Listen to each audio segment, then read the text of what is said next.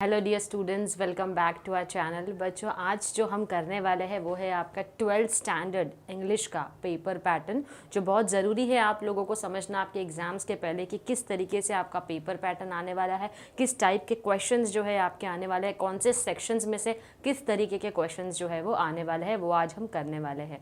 इसी के साथ साथ बच्चों, मैंने अपना जो सेक्शन हमारे है 1, 2, 3, 4, उसमें से 1, 2 एंड 4 जो है, यानी कि हमारा प्रोज सेक्शन, हमारा पोइट्री सेक्शन कंप्लीट हो चुका है, नॉवेल सेक्शन कंप्लीट हो चुका है। अब बच्चा है हमारा सेक्शन 3, जो कि आपका राइटिंग स्किल्स के ऊपर है। डेफिनेटली बहुत जल्दी उसके ऊपर भी आपके वीडियोस आ जाएंगे, जैसे आप लोगों की डिमांड है, हम उसी के ऊपर काम कर रहे हैं। आपके वीडियोस जो है सेक्शन 3 के जल्दी से अपलोड हो जाएंगे। तो आज जो हम स्टार्ट करेंगे अगेन वो है हमारा इंग्लिश का पेपर पैटर्न इवैल्यूएशन प्लान। जो है हम देखेंगे किस तरीके से आपके क्वेश्चन आने हैं और कैसे आपको उसको अटेम्प्ट करना है, कौन से क्वेश्चन को कितने मार्क्स का वेटेज मिला है। तो उस हिसाब से आप अपनी स्ट्रैटेजी बना सकते हो कि अगर आपने स्कोर कर एक एवरेज स्कोर सोच कर रखा है कि इतने मार्क्स तो मुझे आने ही चाहिए, तो आप इस स्ट्रैटेजी के जरिए समझ जाओगे कि आपको कौन से क्वेश्चंस किस तरीके से सिलेक्ट करने हैं, कितने क्वेश्चंस अटेम्प्ट करने हैं, कहाँ पर आप लैक करते हो, कहाँ पर आपको इम्प्रूवमेंट की ज़रूरत है। ये सारी ही चीज़ें आज आप पेपर पैटर्न के जरिए समझ जाओगे। तो आओ बच्चों, हम स्टार्ट करते हैं हमारे इंग्लिश का पेपर पैटर्न, जिसको हम इवैल्यूएशन मार्क्स भी बोलते हैं।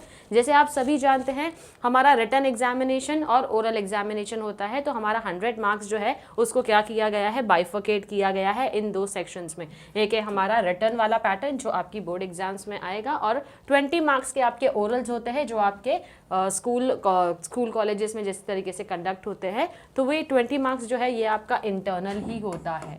तो this is completely in your colleges hand, और ये जो है आपका definitely I know you all know that very well कि ये हमारा एक्सटर्नल जो है वो होता है।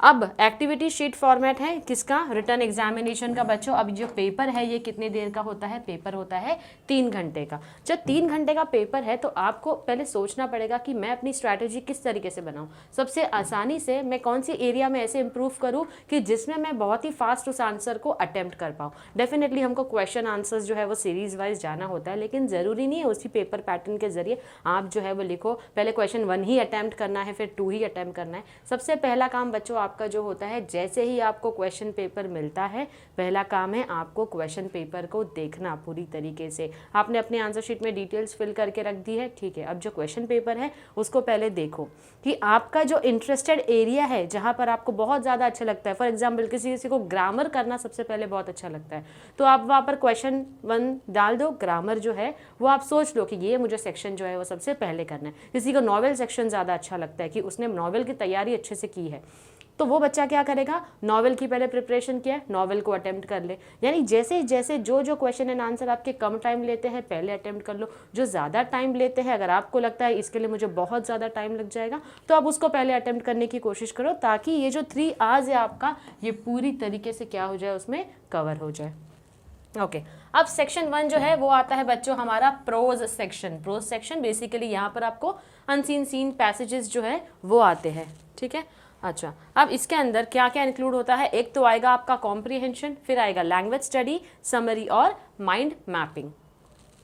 ओके, क्वेश्चन नंबर 1A जो है वो क्या पूछेगा आपको, क्वेश्चन नंबर 1A जो है 6 एक्टिविटी बेस्ड क्वेश्चन होगा, जो कि टेक्सचुअल यानी कि सीन पैसेज या पैराग्राफ जो होते हैं वो सीन होते हैं। सीन मतलब ये टेक्स्ट बुक से आने वाले आपके पैसेजेस होते हैं। फॉर एग्जाम्पल जैसे कि आपको पूछ लिया गया है 1.5 द ड्रेस से, राइट, या फिर आपको पूछ लिया गया है रिलेटेड किसी प्रोज ही सेक्शन में, जो हमारा सेक्शन 1 कंप्लीटली प्रोज है, उसी में कोई ना कोई एक चैप्टर होगा जिसके बेसिस पर आपको जो है क्वेश्चन नंबर 1A जो है वो पूछा जाएगा। तो उसमें 6 एक्टिविटी बेस्ड क्वेश्चंस आपको पूछे जाएंगे, यानी एक आपको टेक्सचुअल सीन एक्सट्रैक्ट दे दिया, इसी एक्सट्रैक्ट से रिलेटेड आपको 6 क्वेश्चंस मिलेंगे। फॉर एग्जाम्पल आपको यहाँ पर होगा क्वेश्चन नंबर 1A, फिर होगा 1B, या फिर 1 हमको 2 मिल गया, A3 हो गया, ऐसा कर करके आपको A6 तक जो है वो क्या पूछे जाएंगे, यहाँ पर A6 तक आपको क्वेश्चंस जो है वो पूछे जाएंगे। फिर आता है आपका लैंग्वेज स्टडी, जिसके अंदर नॉन टेक्सचुअल ग्रामर आता है हमारा, यानी टेक्स्ट बुक से रिलेटेड ग्रामर जो है वो बिल्कुल भी नहीं होने वाला है। फॉर एग्जाम्पल जैसे B1 में आपको क्या पूछा जाएगा, डू एज डायरेक्टेड या ट्रांसफॉर्मेशन ऑफ सेंटेंसेस। अब ट्रांसफॉर्मेशन ऑफ सेंटेंसेस क्या होगा, फॉर एग्जाम्पल आपको पूछ लिया यहाँ पर, जैसे कि आपको कोई स्टेटमेंट दिया है, अब वो स्टेटमेंट में आपको नीचे पैराग्राफ या ब्रैकेट्स में दिया होगा रीराइट द सेंटेंस, यानी कि इस सेंटेंस को दोबारा लिखो, नो सूनर देन से स्टार्ट करते हुए आपको लिखना है, या तो फिर आपको लिखना है not only but also include करके। तो इस तरीके से बच्चों ये जो है आपका टेक्सचुअल ग्रामर बिल्कुल भी नहीं है। तो ये आपको ट्रांसफॉर्मेशन, एक सेंटेंस दिया है, आपको उस सेंटेंस को क्या करना है, ट्रांसफॉर्म करना है, नो सूनर देन, या तो आपको कोई कॉम्प्लेक्स सेंटेंस दे दिया है, आपको आइडेंटिफाई करना है सेंटेंस का टाइप क्या है, कॉम्प्लेक्स है, कंपाउंड है, सिंपल है। तो ये इस तरीके की जो चीज़ें हैं वो आपके क्या होगी, B1 के अंदर होगी। सेकेंड जो है हमारा B2 वो क्या होगा, स्पॉट दी एरर। अब स्पॉट दी एरर में क्या होता है, आपको एक स्टेटमेंट दिया है, हो सकता है उसमें टेंस का गलत यूज़ किया गया हो, या फिर वर्ब फॉर्म का गलत यूज़ किया गया हो, या एडवर्ब एडजेक्टिव का गलत यूज़ किया गया हो, और एक सेंटेंस आपको दिया है। अब आपको उसके अंदर क्या करना है, आइडेंटिफाई करना है कि वो सेंटेंस में मिस्टेक कहाँ पर है, और मिस्टेक को आइडेंटिफाई करते हुए आपको वहाँ पर मेंशन करना है कि कहाँ पर ये जो सेंटेंस है रॉन्ग हो गया और इसका करेक्ट सेंटेंस जो है वो क्या होना चाहिए। तो जैसे क्वेश्चन नंबर 1A हमने देखा, A1 से लेके A6 तक, यानी कि 6 क्वेश्चंस आपको पूछे जाएंगे, तो वो होगा आपका 12 मार्क्स के लिए। उसके बाद आपको आता है B1 और B2, तो ये जो है हमारा ट्रांसफॉर्मेशन ऑफ सेंटेंस, जो कि 3-4 चीज़ें आपको पूछी जा सकती है उसके अंदर, वो आएगा आपको 3 मार्क्स के लिए, और एरर स्पॉट करने के लिए आपको 1 मार्क्स जो है वो मिलेगा। तो ये सब मिलाकर आपका हो जाता है 16 मार्क्स। तो समझो बच्चों, क्वेश्चन नंबर 1A 16 मार्क्स का, तो अगर आपने बहुत अच्छे से प्रैक्टिस की हो अपने सारे चैप्टर्स की, तो कहीं ना कहीं ये 16 मार्क्स जो है आप आसानी से क्या कर सकते हो, स्कोर कर सकते हो। अब आते हैं हम हमारे क्वेश्चन नंबर 2 पे, जो कि सेक्शन 1 का ही हिस्सा है। एक आपको पूछ लिया यहाँ पर सीन एक्सट्रैक्ट, एक आपको आ जाएगा अनसीन एक्सट्रैक्ट। अनसीन एक्सट्रैक्ट यानी कि टेक्स्ट बुक में से कुछ नहीं पूछा जाएगा, ये कहीं से भी आ सकता है, कहीं बाहर से आपको उन्होंने कुछ दे दिया तो इसीलिए उसको नॉन टेक्सचुअल बोला गया है, या फिर आप इसको अनसीन एक्सट्रैक्ट भी बोल सकते हो। अभी एक्सट्रैक्ट ऑफ 275 to 300 वर्ड्स का होगा, जो भी नॉन टेक्सचुअल होगा, जो बाहर से पूछा जाएगा वो क्या होगा, नॉन टेक्सचुअल होगा। उसमें आपको कितने एक्टिविटीज़ होंगे, यहाँ पर भी आपको 6 एक्टिविटी बेस्ड क्वेश्चन होंगे, यानी कि क्वेश्चन नंबर 2A, तो A1 से लेकर A6 तक आपको जो है वो क्या पूछे जाएंगे, क्वेश्चन जो है वो पूछे जाएंगे। नेक्स्ट जो है आपका, अच्छा ये जो क्वेश्चन होंगे बच्चों याद रखना, ये क्वेश्चंस आपके इसी पैसेज से रिलेटेड होंगे, जो भी A1 से A6 होगा वो इसी पैसेज से रिलेटेड होंगे। इसका जो मार्क्स का वेटेज है बच्चों वो है 12 मार्क्स। कितना वेटेज है, 12 मार्क्स। नेक्स्ट जो आता है हमारा वो है summary of the extract given in 2A। अब ये जो आपको नॉन टेक्सचुअल पैसेज या एक्सट्रैक्ट मिला हुआ है, इसका आपको क्या करना है, इसका आपको समरी बनाना है। क्या करना है, आपको समरी बनाना है। तो जो आप समरी बनाओगे उस समरी का आपको कितना मार्क्स मिलता है, 3 मार्क्स मिलता है। कितना है, 3 मार्क्स। नेक्स्ट आता है हमारा माइंड मैपिंग। अब माइंड मैपिंग के लिए अगेन हमको कितना मार्क्स मिल रहा है बच्चों, 3 मार्क्स। तो टोटल ये सब मिलाकर हमारा क्या होता है, 18 मार्क्स। अब माइंड मैपिंग क्या होता है, जब हम हमारे सेक्शन 3 के ऊपर आएंगे राइटिंग स्किल्स में, जिसमें हम ग्रामर करेंगे, उसमें आपको एक डिटेल लेक्चर मिल जाएगा माइंड मैपिंग होता क्या है। लेकिन यहाँ फिलहाल के लिए मैं एज एन एग्जाम्पल देकर आपको समझाती हूँ कि माइंड मैपिंग क्या होगा। फॉर एग्जाम्पल आपको दिया हुआ है माइंड मैपिंग करना है आपको किस चीज़ का, टाइम मैनेजमेंट के ऊपर। अब आपको इससे रिलेटेड कुछ आइडियाज सोचना है, कुछ थॉट प्रोसेस लेकर आना है कि क्या क्या चीज़ें हैं जो माइंड मैपिंग अगर मुझे करनी है तो ये इस टॉपिक से रिलेटेड होनी चाहिए। फॉर एग्जांपल अगर आपको टाइम मैनेजमेंट सीखना है, सारा काम टाइम पर करना है, तो आपको कुछ प्लान करना होगा। क्या प्लान करना होगा, डायग्रामेटिक फॉर्म में आपको कुछ बनाना होगा। या तो मैं अपने सारे टास्क जो है उसको ऑर्गेनाइज कर लूँ, और उसके साथ क्या कर सकते हो, डायग्रामेटिक फॉर्म में आप लिख सकते हो एक डायरी अपने पास बना कर रखूँ, एक रफ टाइम टेबल मुझे अपने पास क्या करना है, बनाना है। तो इस तरीके से आप लोग जो करते हो और इस टाइम टेबल को स्टिक रहना है, यही टाइम टेबल जो है वो मुझे फॉलो करना है। तो एक डायग्रामेटिक फॉर्म में आप क्या कर रहे हो, आपके आइडिया, आपके थॉट प्रोसेस को लिख रहे हो। अगर टाइम मैनेजमेंट पे हमको ऐसे लिखने आता, अगर ऐसे आता तो हम उसको वर्ड्स में लिखते, राइट। लेकिन माइंड मैपिंग में क्या करते हैं, हम उसको डायग्रामेटिक फॉर्म में अपने आइडियाज़ और अपने थॉट प्रोसेस को क्या करते हैं, यहाँ पर डायग्राम के फॉर्म में लिखते हैं। तो ये होता है हमारा माइंड मैपिंग। तो यहाँ पर हमारा सेक्शन 1 जो है बच्चों, जो कि प्रोस का सेक्शन है, वो कंप्लीट होता है। अब आता है हमारा सेक्शन 2 जो कि हमारा पोइट्री सेक्शन है। पोइट्री सेक्शन में पोइट्री कॉम्प्रिहेंशन और अप्रिसिएशन आता है। तो 5 एक्टिविटी होगी जो कि बेस्ड ऑन टेक्सचुअल यानी कि seen extract of about 10 to 15 lines from section 2 of the text book. यानी कि यहाँ जो पोएम आएगी वो कहाँ से आएगी बच्चों, टेक्सचुअल है। टेक्सचुअल का मतलब होता है ये आएगी आपकी टेक्स्ट बुक से पोएम जो है वो आने वाली है। अब इसके अंदर आपको क्या करना है, इसके अंदर आपको 5 एक्टिविटी आएगी यानी कि A1 से लेकर A5 तक।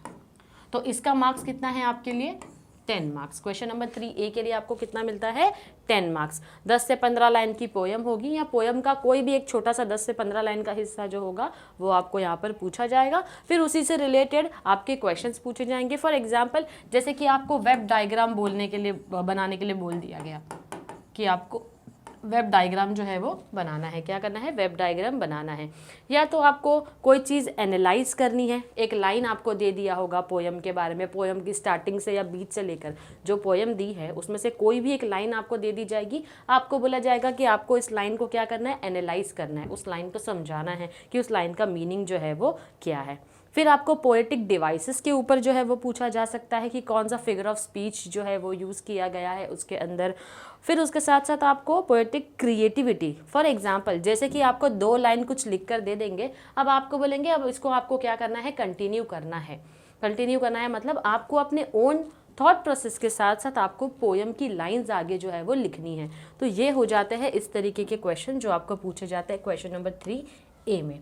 अब 3B में क्या पूछा जाएगा, appreciation of a textual seen extract of 10 to 15 lines not asked in 3A। अब 3A के अंदर जो है बच्चों आपको अप्रिसिएशन नहीं पूछा जाता है, ये पूछा जाता है 3B के अंदर, जिसके लिए आपको मिलते हैं 4 मार्क्स।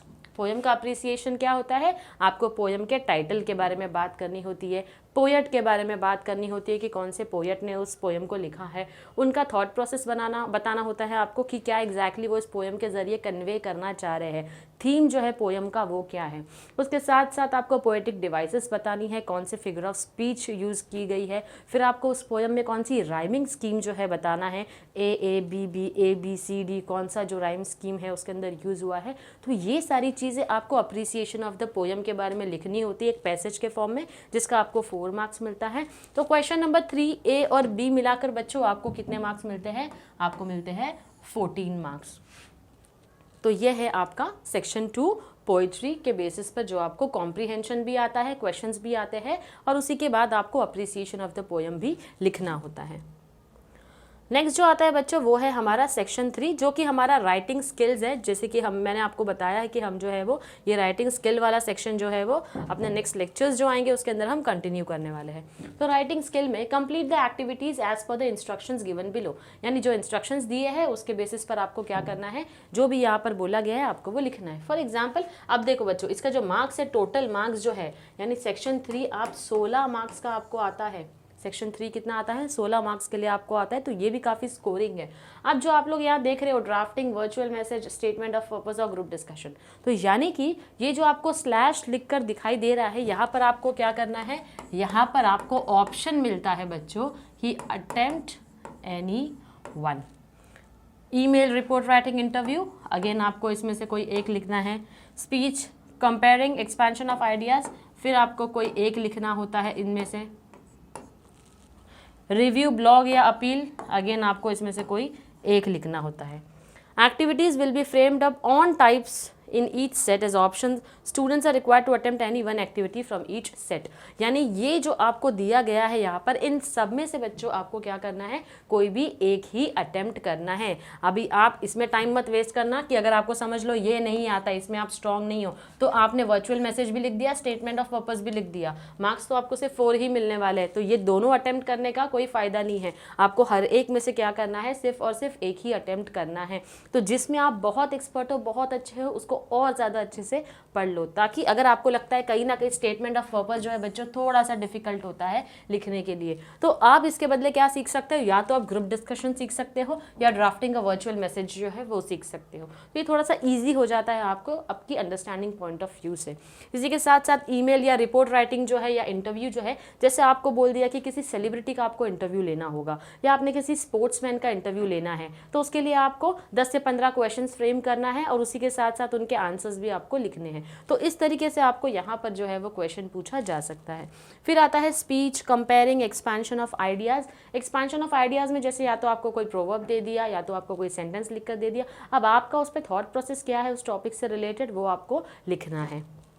कंपेयरिंग क्या होता है, आपके कॉलेज में कोई एक फंक्शन है, समझ लो टीचर्स डे है, अब टीचर्स डे है या फिर चिल्ड्रंस डे है, तो इस टाइम पर क्या होगा, बाहर से कोई आता है आपके कॉलेज में, तो कॉलेज में जब आता है तो आपको एक स्पीच देनी होती है, उनका इंट्रोडक्शन दो, उनका नाम दो, पूरे इवेंट के बारे में बोलो, उनकी तारीफ बोलो, उसके बाद लास्ट में आपको उनको थैंक यू बोलना होता है कि वो इतना इंपॉर्टेंट टाइम जो है वो निकाल कर आपके ओकेशन या इवेंट में आए हैं। तो इस तरीके से आपको एक कंपेयरिंग जो है वो करना होता है। तो ये है बच्चों हमारा सेक्शन 3, जिसके अंदर बहुत ज़्यादा स्कोरिंग मार्क्स है क्योंकि 16 मार्क्स का है और ये आपके हिसाब से होता है। इसके लिए प्रॉपर ज़रूरी नहीं है आपको कि टेक्स्ट बुक के क्वेश्चन आंसर आने चाहिए या कुछ लॉजिकल होना चाहिए उसके अंदर। कंप्लीटली ये आपके ऊपर होता है कि एक टॉपिक दे दिया है उसके ऊपर आप कैसे वर्चुअल मैसेज ड्राफ्ट करते हो। तो अगर आपने बहुत अच्छे से इसको अटेम्प्ट किया तो 16 मार्क्स आपके कहीं नहीं जाते हैं। अब आते हैं हम हमारे लास्ट सेक्शन के ऊपर, जो कि आता है हमारा सेक्शन 4। ओके अब सेक्शन 4 में क्या है, क्वेश्चन नंबर 5A, जिसके अंदर आपको इनमें से कुछ भी पूछा जा सकता है। ये जो होता है हमारा 4 मार्क्स के लिए होता है। अब याद रखना क्वेश्चन नंबर 5A जो है बच्चों वो आपके 4.1 से आता है। 4.1 क्या है, अगर आपने आपका नॉवेल सेक्शन जाकर देखा होगा, 4.1 हिस्ट्री ऑफ नॉवेल, यानी नॉवेल से रिलेटेड हर एक चीज़ वहाँ पर मेंशन की गई है। तो क्या है वो 4.1, जिसके बेसिस पर आपको यहाँ पर क्वेश्चन पूछा जा सकता है। तो क्वेश्चन आपको आएगा हिस्ट्री ऑफ इंग्लिश नॉवेल और activity again history of English novel. For example आपको पूछ लिया गया हो, समझ लो यहाँ पर या तो आपको कोई मैथ्स का कॉलम दे दिया कि एक साइड में जो नॉवेल्स हैं उनके नाम है, दूसरे साइड में नॉवेलिस्ट के नाम लिखे हुए, तो आपको सिलेक्ट करना है कि कौन से नॉवेल कौन से नॉवेलिस्ट ने या ऑथर ने लिखा है। फिर आपको पूछा जाएगा दूसरा, for example find the odd man out, यानी कि जितने बाहर के जो है नॉवेलिस्ट है उनका नाम दिया है और उनके बीच में कोई एक इंडियन ऑथर का नाम है, या हमारे बहुत सारे इंडियन नॉवेलिस्ट का नाम है, उसके बाद कोई इंटरनेशनल नॉवेलिस्ट का नाम है, तो वो हमारा ऑड मैन आउट होगा जो हमको बताना है। तो इस तरीके के क्वेश्चंस जो है आपको 5A में पूछे जा सकते हैं। नेक्स्ट जो है बच्चों वो है हमारा 4.2, ओके सॉरी नेक्स्ट जो है हमारा क्वेश्चन नंबर 5B, जो कि 4.2 से पूछा जाता है। तो इसके अंदर आपको क्या पूछा जाएगा, बेसिकली इसके अंदर आपको 2 क्वेश्चंस पूछे जाएंगे, तो आपको 50 वर्ड्स में जो है वो उसके आंसर्स लिखने होते हैं। तो इसके लिए आपको आपका नॉवेल सेक्शन बहुत अच्छे से समझ में आना ज़रूरी है, क्योंकि उसके बेसिस पर ही आपको क्वेश्चन पूछे जाएंगे। तो यहाँ पर उसके लिए 2-2 मार्क्स के क्वेश्चन जो है, जो मिलाकर आपको क्वेश्चन नंबर 5B जो होता है वो 4 मार्क्स का होता है। नेक्स्ट आता है हमारा 5C। अगेन बच्चों इसके अंदर हमको क्वेश्चन पूछे जाते हैं, या तो डिस्क्राइब करो, डिस्कस करो, किसी 4.3 से पूछा जाएगा। तो आपको चारों ही सेक्शन अच्छे से पढ़ना ज़रूरी है, क्योंकि 4.1 से आपको सिर्फ MCQ टाइप क्वेश्चन पूछे जा सकते हैं, जैसे कि फिल इन द ब्लैंक्स पूछ लिया, ऑड मैन आउट पूछ लिया, या फिर आपको मैच द कॉलम्स पूछ लिए। तो ये 4.1 से सिर्फ इतना ही पूछा जाएगा, इससे ज़्यादा उसके ऊपर ब्रीफ आंसर्स आपको नहीं आएंगे लिखने 50 वर्ड्स में। वो जो आएंगे आपको कहाँ पर आएंगे, क्वेश्चन नंबर 5B में, C में और क्वेश्चन नंबर 5D में। तो कैसे आएंगे, 4.1 MCQ हो गया, 4.2, 4.3, 4.4 इसमें आपको इस तरीके के क्वेश्चंस पूछे जाएंगे जो कि 50 वर्ड्स में आपको आंसर करने हैं। तो ये मिलाकर हो गए हमारे 4 मार्क्स। तो इस तरीके से आपका जो 80 मार्क्स है उसको पूरा 4 सेक्शंस में डिवाइड किया गया है। प्रोज सेक्शन में है, पोइट्री सेक्शन में है, उसके बाद हमारा राइटिंग स्किल्स है, और लास्ट जो आता है हमारा वो होता है हमारा नॉवेल सेक्शन, जिसमें हम 80 मार्क्स को पूरी तरीके से डिस्ट्रीब्यूट कर देते हैं बच्चों के लिए आसानी से, ताकि जो बच्चा जिस भी सेक्शन में काफ़ी ज़्यादा अच्छा है उसको अच्छे से करे, और जहाँ पर आप लैक करते हो उसको छोड़ नहीं देना है। हमको मार्क्स अच्छा स्कोर करना है बच्चों, तो वहाँ पर हमको थोड़ा सा इम्प्रूव करना है, क्योंकि हमको नहीं पता हमको कब कहाँ कौन सी चीज़ के लिए अच्छे से मार्क्स मिल जाए। तो आप किसी भी चीज़ को यहाँ पर ओमिट नहीं करोगे, हर एक क्वेश्चन को आप क्या करोगे, अटेम्प्ट करोगे। तो इसके साथ जो है बच्चों हमारा आज का जो सेशन है पेपर पैटर्न का वो कंप्लीट होता है। नेक्स्ट जो हमारा सेशन होगा डेफिनेटली हम हमारे 1.78 जो पेंडिंग है वो भी कंप्लीट कर लेंगे, हमारा राइटिंग स्किल जो है हम वो भी कंप्लीट कर देंगे। तो stay tuned to our lectures and do like, share and comment and share with your friends. Thank you very much.